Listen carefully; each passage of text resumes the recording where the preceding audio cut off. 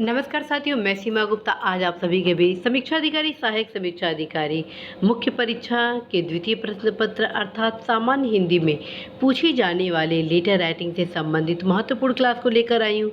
और आज के इस क्लास में आप सभी को प्रतिवेदन के संबंध में महत्वपूर्ण जानकारी को उपलब्ध कराया जाना है। साथियों, आपकी परीक्षा में प्रतिवेदन से संबंधित क्वेश्चन भी पूछा जाता है और एक प्रारूप लिखने को अर्थात बनाने को भी दिया जाता है। तो साथियों, यदि प्रतिवेदन से संबंधित कोई क्वेश्चन आए तो उसका क्या प्रारूप हो उसके बारे में जानते हैं। यहाँ पर आप स्पष्ट रूप से देख रहे हैं, सबसे पहले प्रतिवेदन आप लिखते हैं हेडिंग में और उसको अंडरलाइन करते हैं। उसके बाद जो भी रिपोर्ट वगैरह होता है उसका आप प्रतिवेदन लिखते हैं। प्रतिवेदन होता क्या है, जैसे मान लीजिए कोई भी आपको मिशन में संलग्न किया जाता है, किसी भी सर्वे में लगाया जाता है, ठीक है, उसका संक्षिप्त जो आप विवरण देते हैं, उसका जो सार होता है उसी को प्रतिवेदन कहा जाता है। और प्रतिवेदन के नीचे सिग्नेचर और डेट भी मेंशन किया जाता है। यहाँ पर आप देख रहे हैं मेरे द्वारा कुछ उदाहरण दिया गया है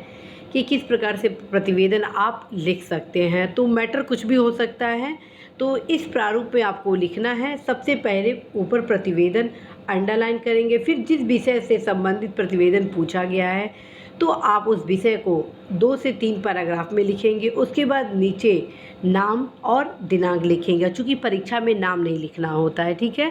तो नाम की जगह पे क ख ग अ ब श आदि शब्दों का प्रयोग कर सकते हैं, ठीक है। और साथियों, ये भी अवगत कराना है कि यदि किसी भी विषय पर प्रतिवेदन लिखे जाने को नहीं दिया जाता है, बस ये कहा जाता है कि आप एक प्रतिवेदन को लिखें या बनाएं, तो इस क्रम में आप इस प्रतिवेदन को उतार सकते हैं या कोई भी संक्षिप्त विषय को जो सबसे आपको ईजी लगे उसको आप अवश्य उतार सकते हैं। तो साथियों, इसी आशा संदेश के साथ कि आप सभी अवश्य अपने लक्ष्य में सफल होंगे, मैं सीमा गुप्ता आप सभी के बीच लेटर राइटिंग से संबंधित जो भी महत्वपूर्ण क्लासेस हैं वो अवश्य लाऊंगी। और इस पाठ के क्रम में आप सभी को लेटर से संबंधित प्रारूप पर चर्चा की गई है, लेकिन जो नेक्स्ट क्लासेस होगा प्रतिवेदन से संबंधित, उसमें प्रतिवेदन के जो अन्य महत्वपूर्ण विशेषताएं हैं उसके बारे में अवश्य बताया जाएगा। यह भी अवगत कराना है कि आप सभी को इस परीक्षा से संबंधित कोई भी समस्याएं आती हैं तो आप अवश्य ही कमेंट बॉक्स में अपनी समस्याओं से अवगत कराएं।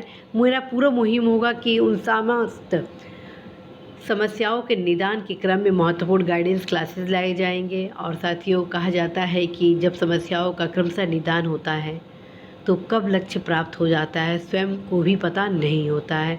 तो आप अवश्य ही कमेंट बॉक्स में अपनी समस्याओं से अवगत कराएंगे और उसके क्रम में मैं अवश्य ही पूरा प्रयास करूंगी आप सभी के बीच महत्वपूर्ण क्लासेस लाने को।